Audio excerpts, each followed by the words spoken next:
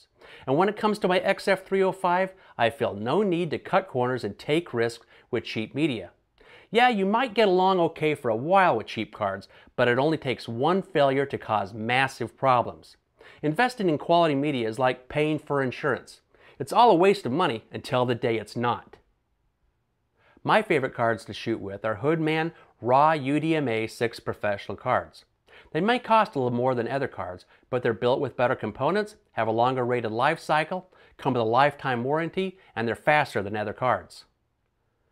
Now, you're not really going to see any difference between fast and slow cards when you're shooting, but when it comes to transferring your clips to a computer, that's when a faster card pays off. I recently conducted some testing to compare the speed differences between one of my Hoodman cards and a SanDisk Extreme Pro card. The results showed that the Hoodman card was almost 20% faster at importing the exact same 109 clips to the same hard drive using the same card reader. In my book, that 20% time savings will make a big enough difference over the years to justify its higher price.